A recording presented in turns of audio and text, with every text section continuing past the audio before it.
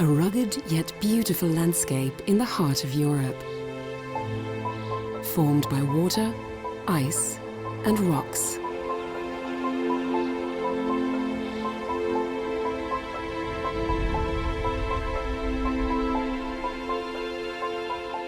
A valley hidden deep within the Swiss Alps.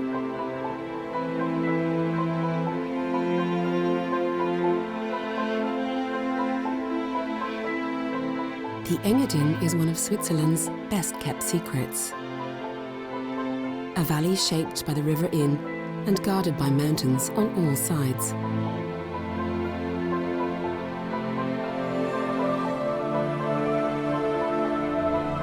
Gigantic glaciers straddle the peaks, the enormous force of flowing ice constantly carving out new paths.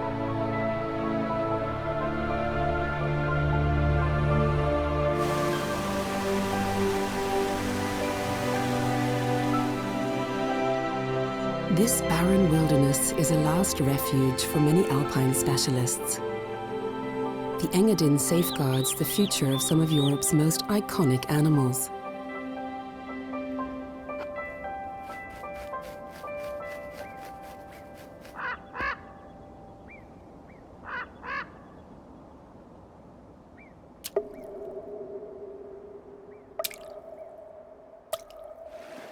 At over 2,000 meters, the Lungin Pass and Lake is the site of Europe's Great Continental Divide.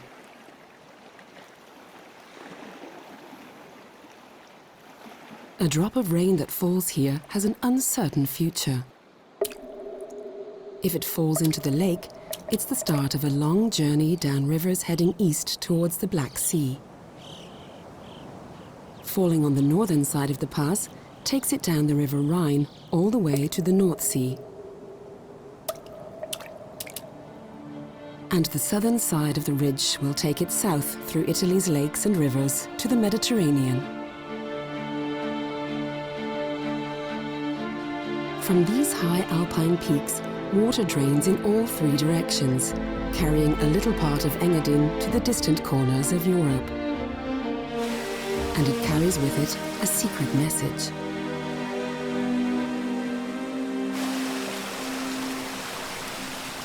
The Alps are particularly sensitive to climate change, and global warming has an immediate and striking impact on the water cycle.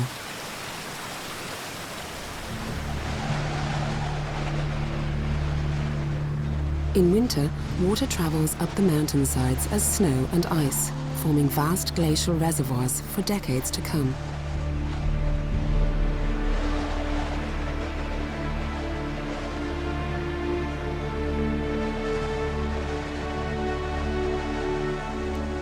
Located in the remotest part of Engadin is one of Europe's oldest and Switzerland's only national park. Untouched by man for over 100 years, the landscape has reverted to the hand of nature.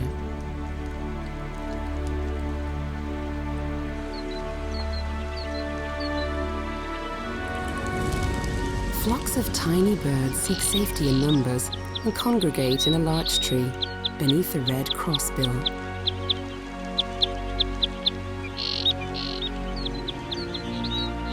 There's food and shelter to be found here.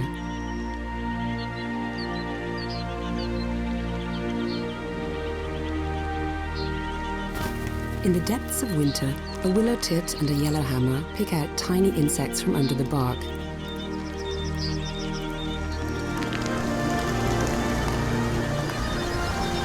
The high vantage point and the many watchful eyes provide safety from predators.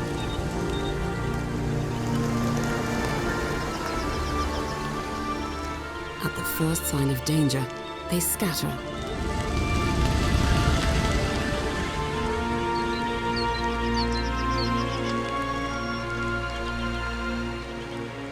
Chamois mountain goats have always been here. Bearded vultures have returned to the skies above Engadin.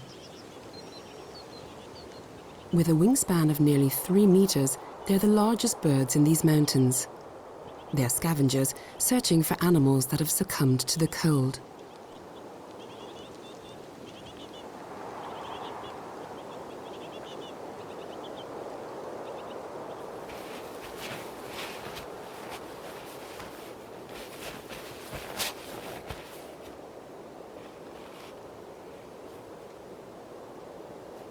A pregnant chamois struggles up the steep slopes. And for last spring's young, this winter is the first test. There's little food to be had now, and the chamois may go up to 2 weeks without feeding. But there's an upside to the deep snow. The treetops and their succulent shoots are much easier to reach.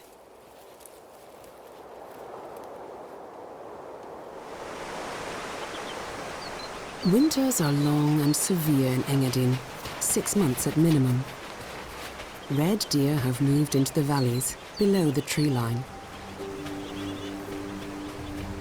With the arrival of spring, last year's young will need to become independent. Their mothers are pregnant again and will have no more time for them.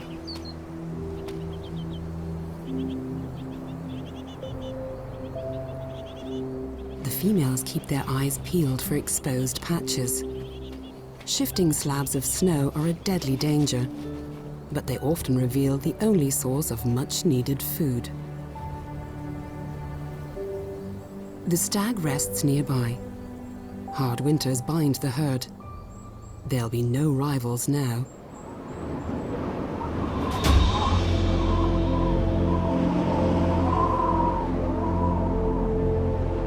The majestic peaks of the Engadin seem inhospitable to all life.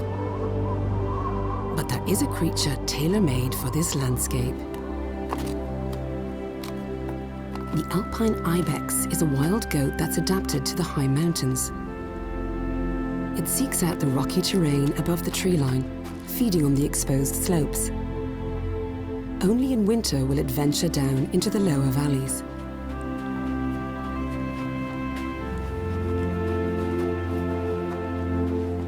After an avalanche, it's particularly tricky. Special techniques are called for. It isn't for everyone.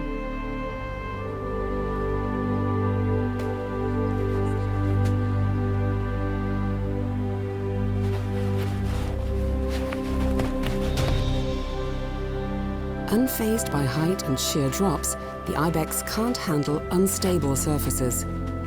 And at 100 kilos, her weight doesn't make it any easier.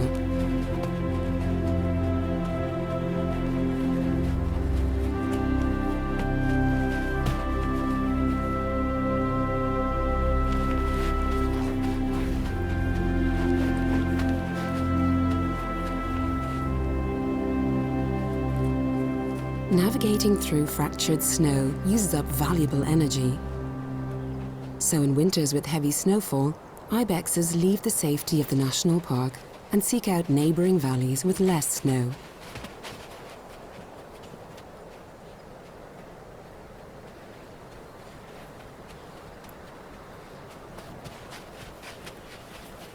Until 100 years ago, man was the worst enemy of the ibex.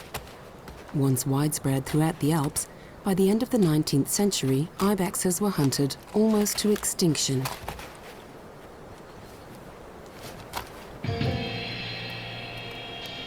Surprisingly, it was a royal Italian hunter who saved the species.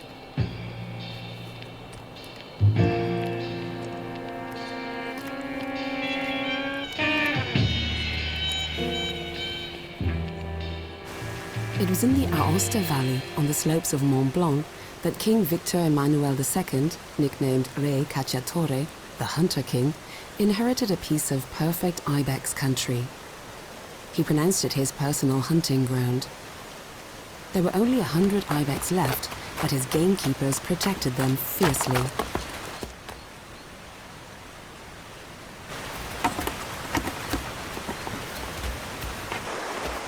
Fighting on the steep rocky slopes is a dangerous business, so males determine their hierarchy through harmless tussles throughout the year. Today, the king's hunting ground, the Gran Paradiso, is a national park and safe haven for the ibex. But the iconic mountain goat is also found in other parts of the Alps. And this is down to the efforts of 2 determined Swiss men. Italian poachers played an important part in the story, for the king refused to sell a single one of his precious animals. not even to ensure the conservation of the species. If caught, the poachers risked execution.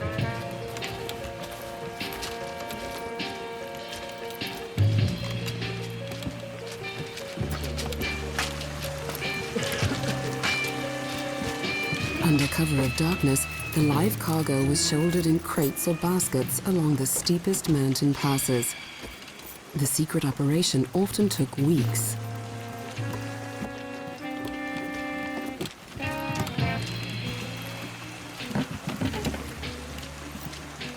But it was a risk worth taking. The Swiss buyers would pay today's price of a mid-range car for a single kid.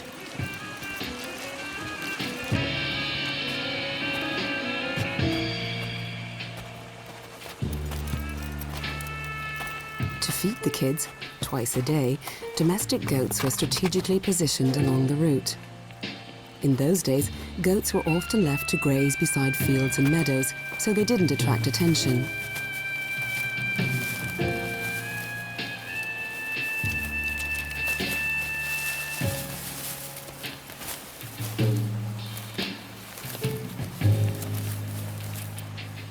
The kids were taken from their mothers immediately after birth. Keeping them alive was difficult. Not all of them made it.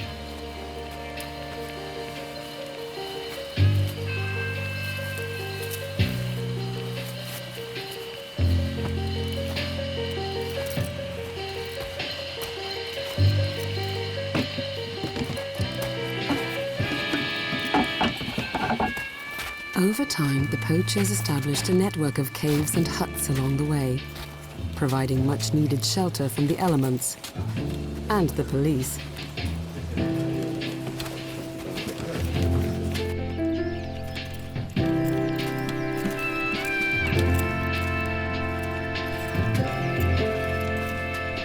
Once across the border, the smugglers were hailed as heroes.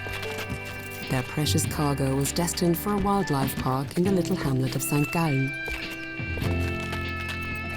Its founders, Robert Marder and Albert Giertaner, set up a program with government support to reintroduce the ibex to Switzerland.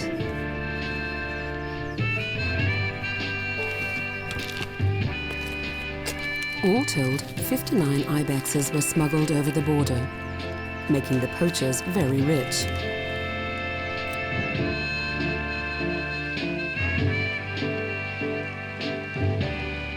Today, there are over 40,000 ibexes in the Alps, all of them of Italian descent.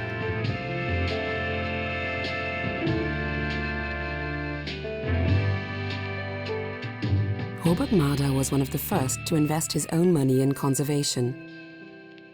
Money he'd made in Engadin's flourishing tourist trade.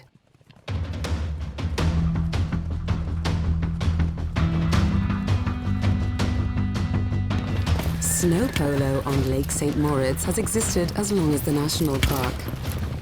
It's an eccentric pastime for the wealthy, but it has indirectly helped wildlife conservation in Engadin.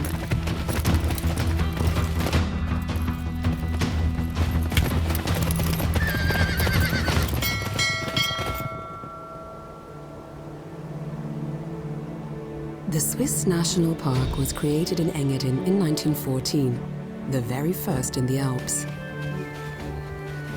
The aim was to leave 170 square kilometers untouched forever and to let nature take its course.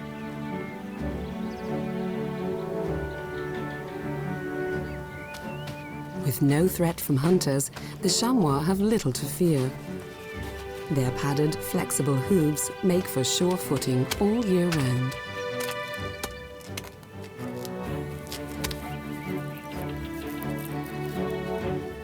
The color of their coat provides good camouflage in the springtime.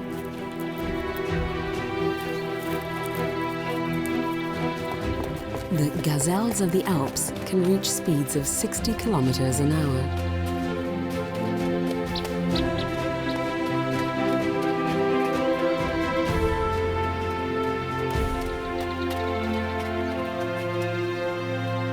As winter nears its end, the chamois seek out fresh grazing further down the slopes, where spring arrives a little earlier.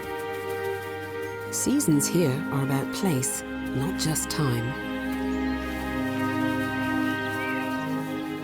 The young learn what they can and can't eat by watching their elders.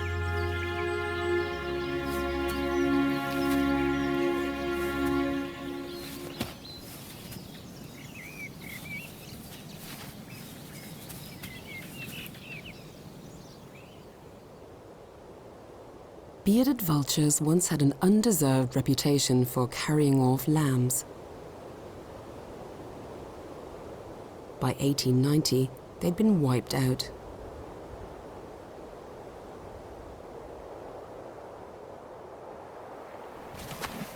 A 100 years later, once again, crates are being carried across the border. This time, not by poachers, but by researchers from the Vienna breeding station, who are bringing 2 young vultures to a temporary nest.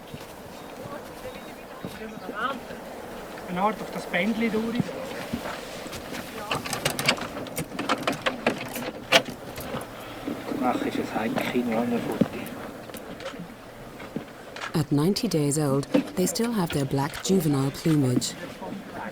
In another month, they'll be ready to fly. Until then, they must get used to their new surroundings.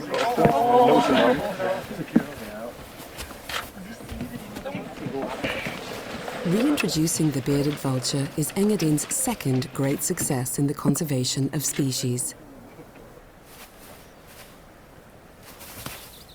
These young vultures had a helping hand into life, but now they must survive on their own without parental guidance.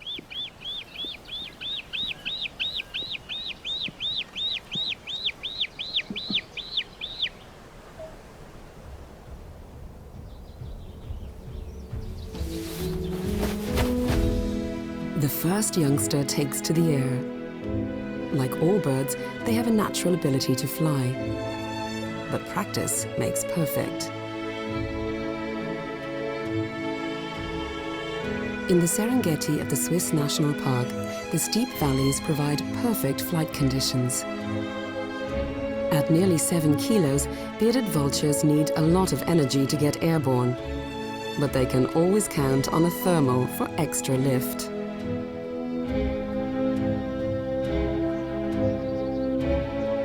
In the 15 years to 2007, 26 bearded vultures were released here. And that year, the first breeding pair was seen in the national park.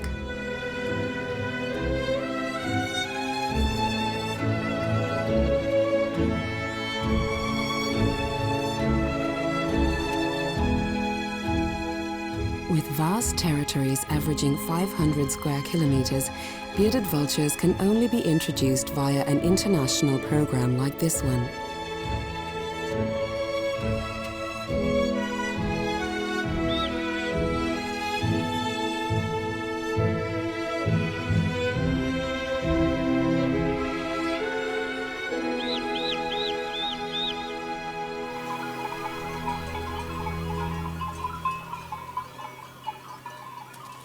The Plaisir Alpine Pasture lies right on the edge of the national park, close to one of the vultures' nesting sites. The sheep have nothing to fear from the bearded ones, but there's another newcomer here. In 2008, a wolf was sighted for the first time. And wolves need a year-round supply of sheep to survive.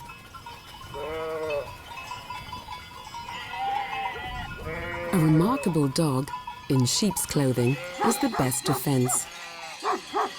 Pure white Maremmano dogs were first bred in the Abruzzo region of southern Italy. They're born in the pen amongst the sheep, so they feel like members of the flock.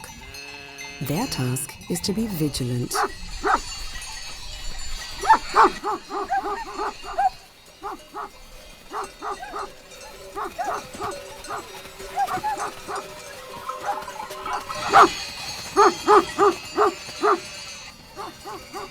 Gathering and moving the herd is the job of border collies, miniature wolves in dog's clothing.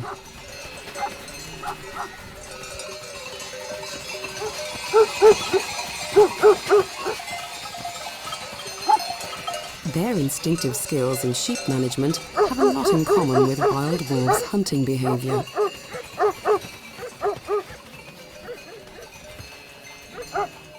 Border collies are said to have what's called sheep sense. They can predict what the sheep will do next. That helps them keep the flock together, while the Marimanos simply run alongside and watch.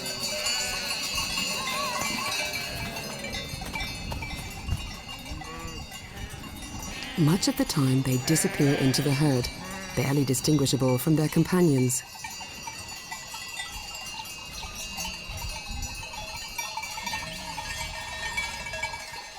They're saving their strength and energy for protecting the flock in an emergency.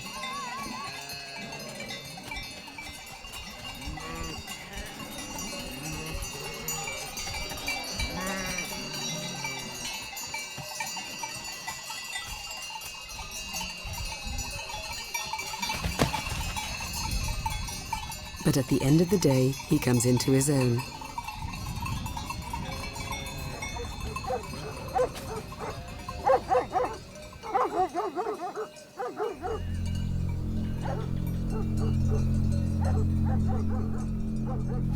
As night falls and the fog rolls in, the Marimanos take up their positions as guard dogs.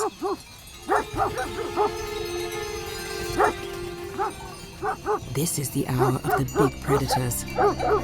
In 2014, a brown bear was spotted on these pasture lands. It killed 3 sheep in a little over a week.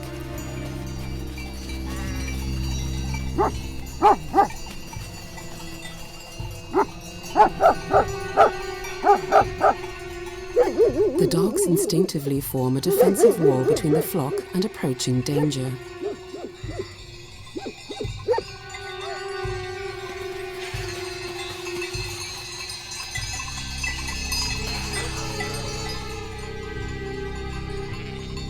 But experienced predators know these tactics. They approach silently under cover of night and fog.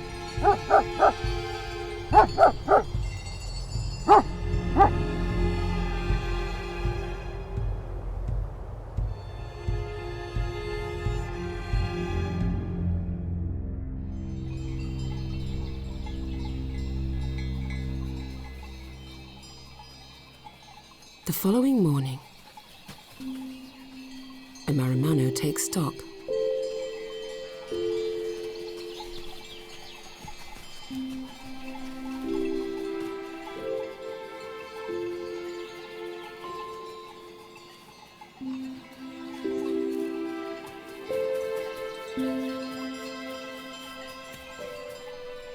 This sheep wasn't killed last night, but it's a sure sign there's a killer about. The return of the big predators has awakened ancient fears and prejudices. There may be compensation for any loss, but that won't appease every farmer.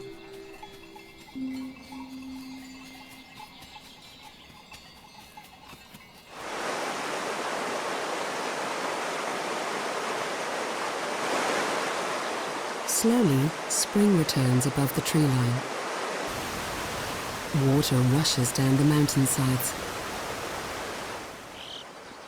Water, the lifeline of alpine pastures, the basis of sustainable agriculture. But traditional alpine farms are fast disappearing, forced out by changing lifestyles.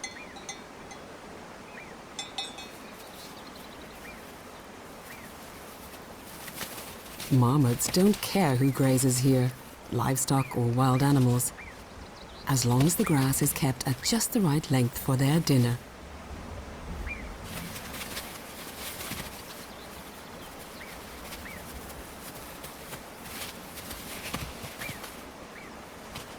After 6 months hibernation, it's time to wake up and clear up.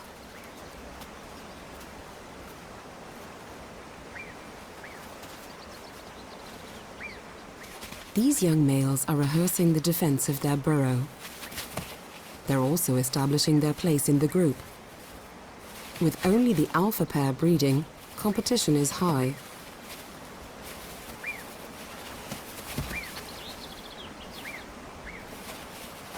Some take a little longer to get moving.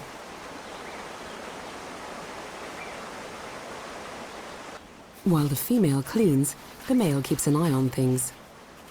But these traditional roles are not quite what they seem.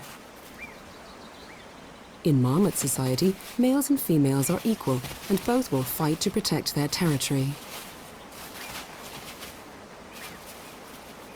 A neighbouring male approaches, with dishonourable intentions. Only a male can see off a male intruder.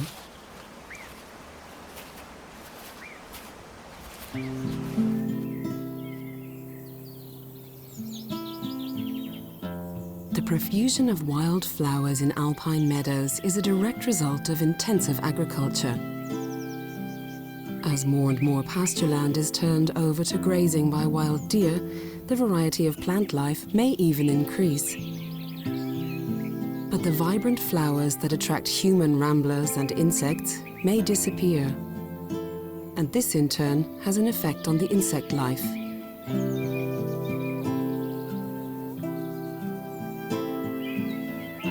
Does a fly know it has chosen a rather rare Nigratella orchid for its metamorphosis?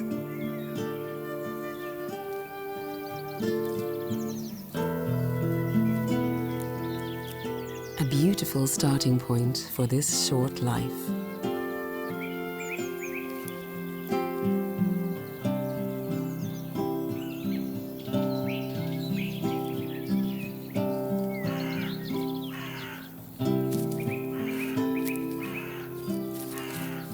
The picture is always changing, whether pastures are fertilized by a farmer's cattle or trimmed by grazing deer. The change itself can be delightful. The decisive factor is time.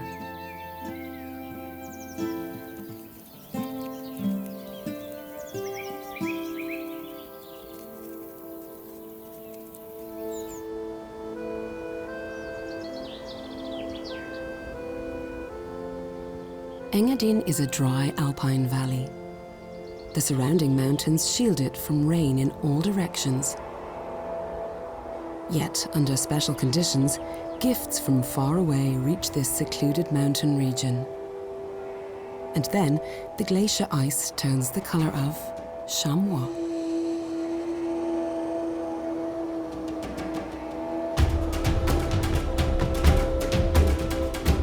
It's the color of Africa. Sand from the Sahara Desert, carried thousands of kilometers by the winds, over land and sea, up into the mountains, comes to rest on glaciers at 3,000 meters.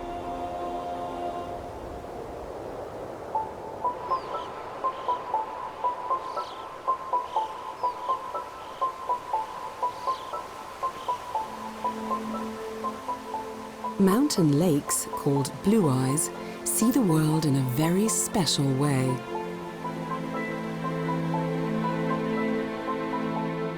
They register geological messages from the depths, as well as every tiny particle the winds carry across the globe.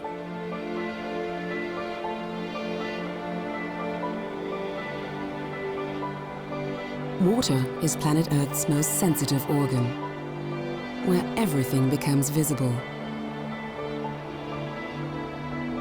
Traces of human activity are measurable, even at 3,000 meters.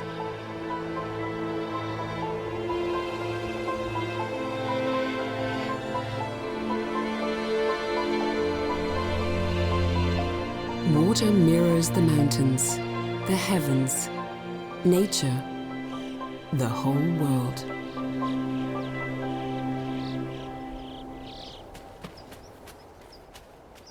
It's midsummer and red deer are grazing freely in the open in the middle of the day.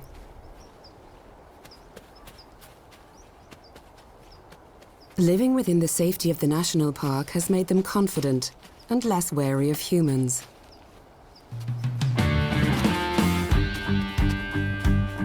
The young stags congregate in their own bachelor groups.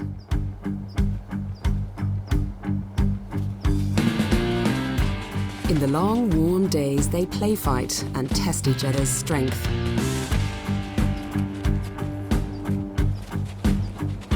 There are no conclusive outcomes, no real foes. It's not compulsory. Some prefer to graze.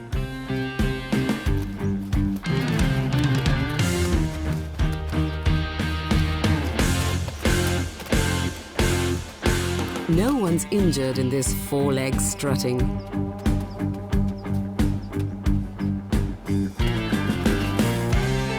And the females don't deign to watch.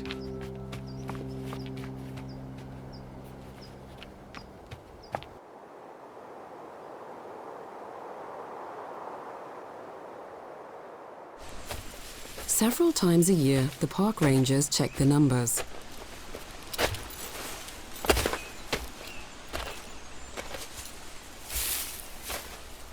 They've recorded the movements in the park for 100 years.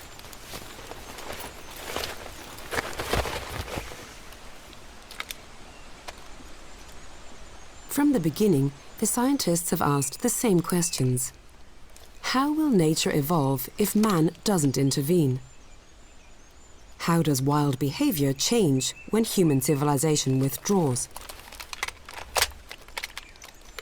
Regular counts of red deer are a major task.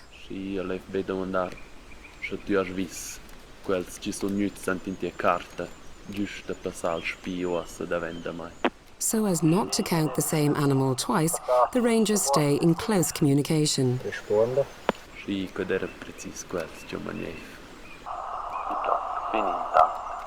They divide the area into sectors and note the individual characteristics of each animal.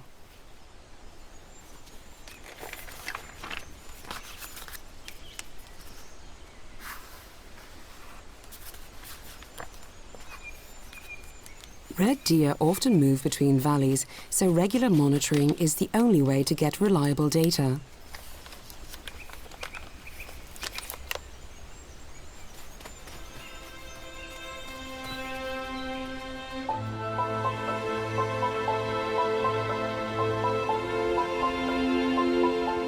This is also the country of Heidi, the world's most famous shepherd girl. But who would expect serenity and peace in this rugged landscape?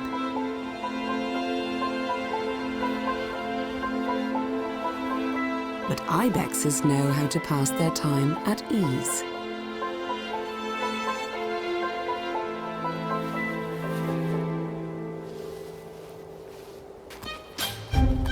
Next door, they're learning by doing. Vital skills need to be acquired. Under the watchful eye of a governess, the young males go through their paces on a perpendicular rock face. Talent's inborn. It still needs practice.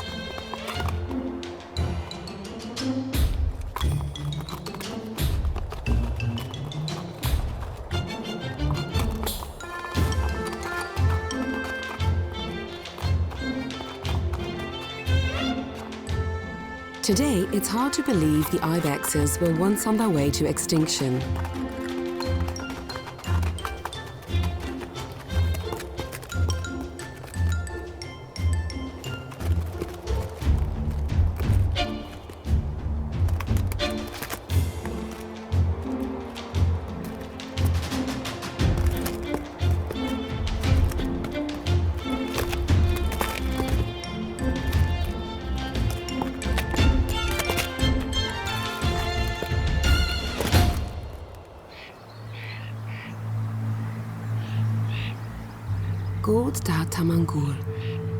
In the local Romansh language, the name means that forest back there. It's the highest Swiss pine forest in Europe.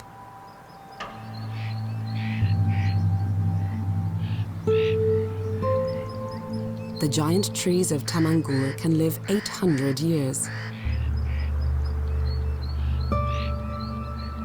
No other trees can survive up here, in winter temperatures of 30 degrees below zero.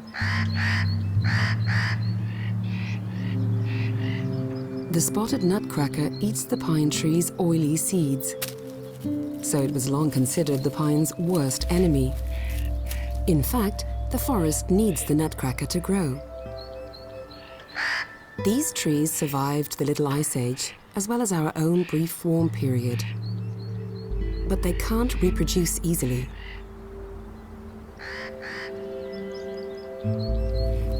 The nutcracker needs about 80% of the seeds it takes to get through the winter.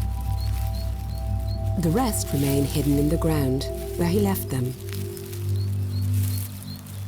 There they have the chance to become a new tree.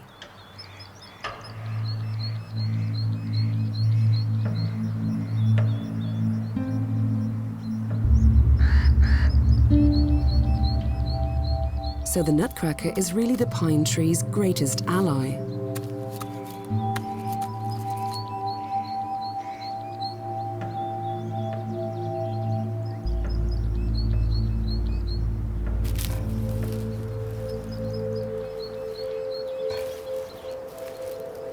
When an ancient tree at last falls to the ground, it's left where it lies, so the natural cycle can continue over generations.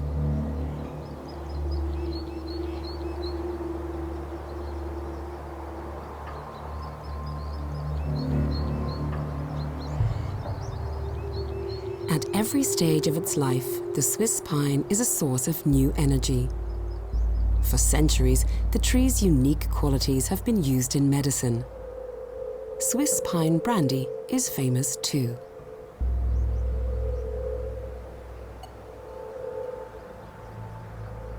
This small stand of ancient trees, safe within the national park, sometimes welcomes a shy and elusive visitor.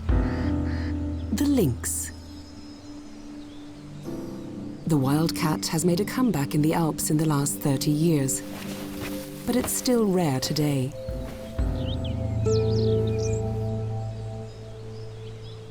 The robin's red breast looks surprisingly yellow, maybe because of a carotene deficiency at high altitudes. No more than a morsel for a large cat, but the lynx has broad tastes, and small birds are definitely on the menu. A lynx is cautious when selecting a home territory. He has high expectations of a habitat, but he'll hunt anywhere.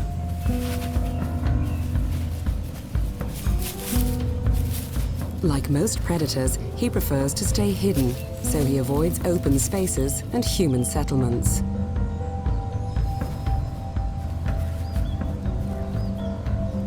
Switzerland has been successful in reintroducing the lynx, but only in a very limited area. To bring the lynx back permanently, large interconnected territories are needed. And most of all, other lynxes.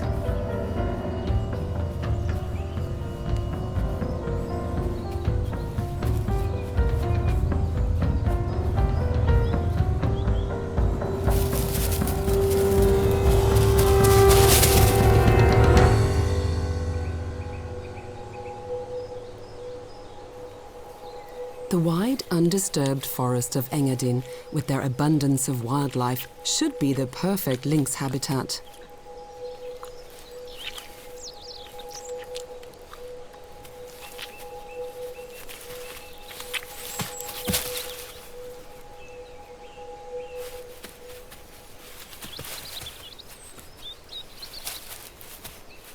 What's missing is company. In 2008, a lynx captured in the park was fitted with a transmitter. It stayed for a few months before moving on to neighboring Italy, probably in search of a mate. If the lynx is to come back to the Alps for good, existing populations must have the chance to come together.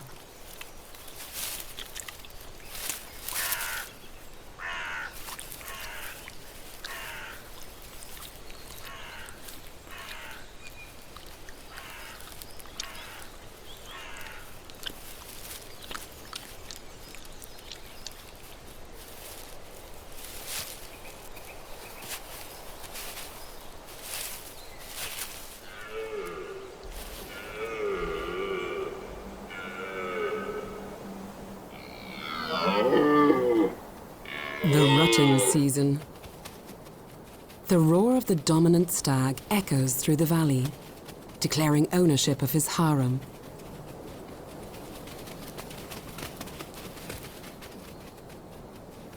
Young males are chased away.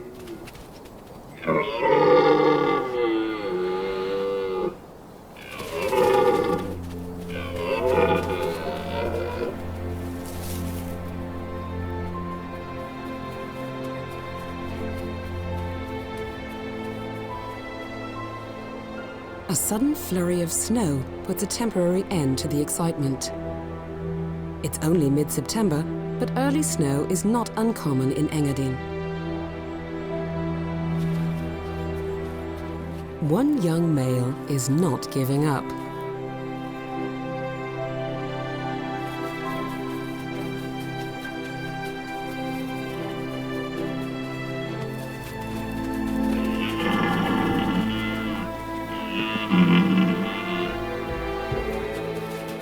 But the reigning stag is quickly on the scene again. He has to work hard to keep his females in line.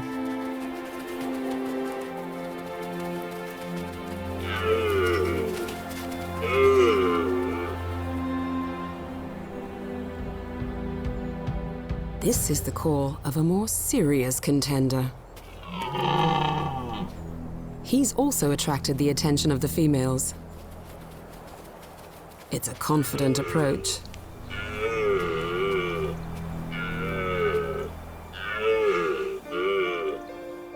The females are still interested. It's clear this is a serious challenge.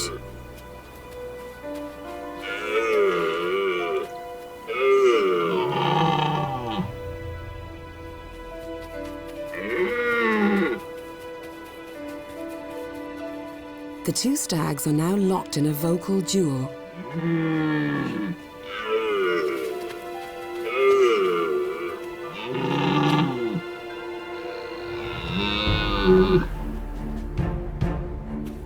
But that won't be enough to resolve the issue.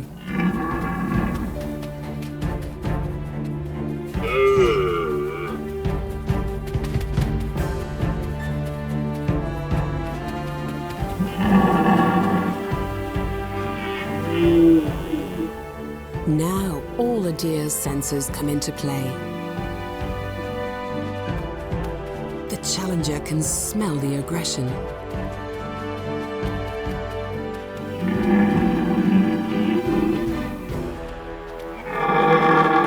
In the end, there's only one option.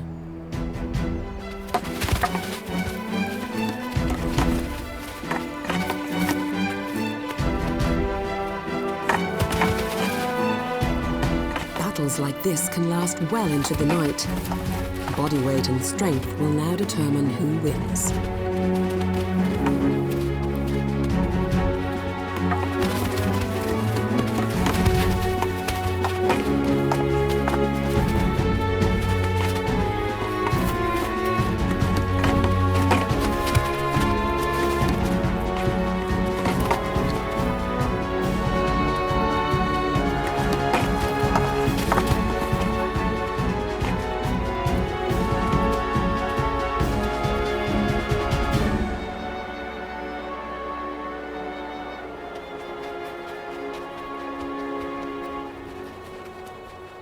This time, the stag could see off his rival.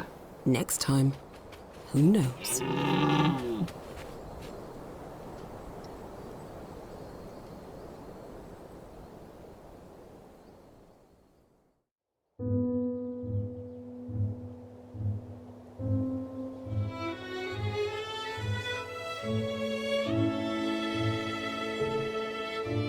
A bearded vulture revels in its newfound freedom.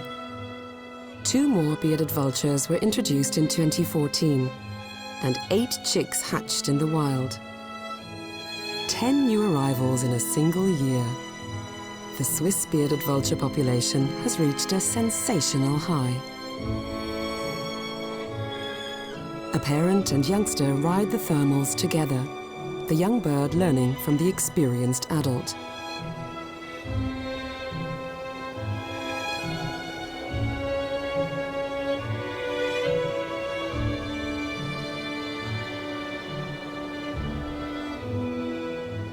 And it's about to get one of its most important lessons. The adult is carrying a bone in its talons. It seeks out a rocky slope and then circles at just the right height.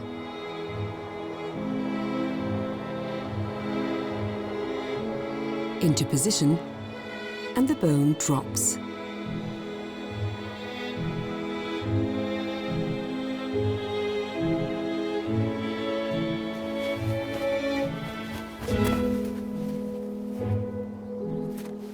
The bone has shattered, and the bird can get at the nutritious marrow.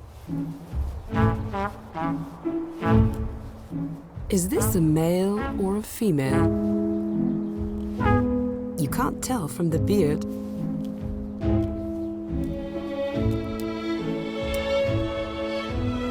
The young vulture watches from above. He's going to need a lot of practice. Like other vultures, bearded vultures are scavengers, always on the lookout for a carcass. But they just take what all the others leave behind.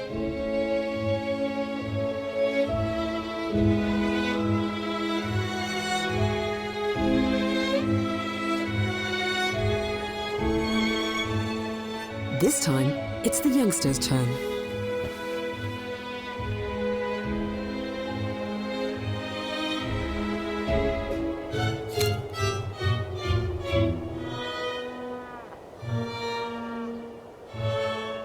The drop may have been hesitant.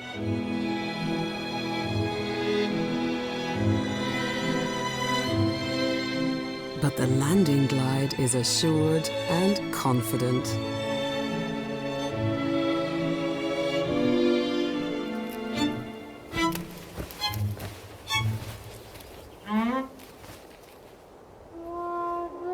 The elder keeps a watchful eye from above.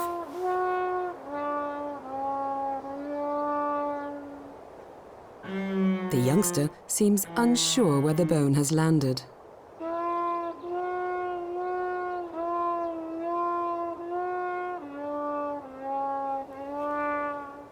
He's found it, but it hasn't cracked. He'll have to try again. Up to 40 times to break one bone.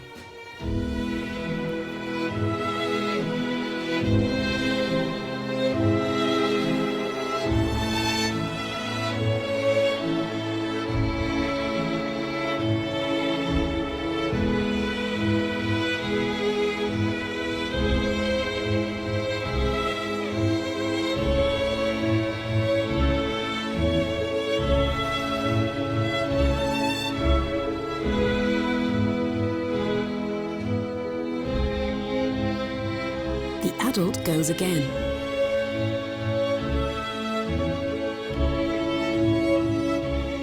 A young bearded vulture can take up to 7 years to master this skill.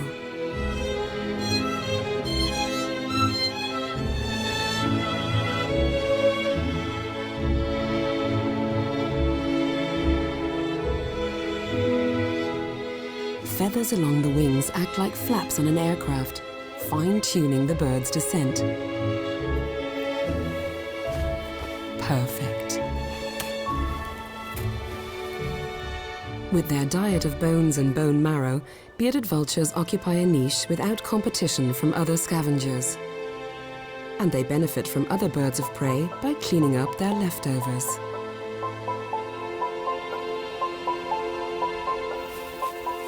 Efforts to reintroduce the lynx and the bearded vulture to Engadin show that protection alone is not enough. International agreements and safe wildlife corridors are needed so that animals can move freely and build up sustainable populations. But the Swiss National Park has proved that pristine wilderness can exist in Europe with human intervention.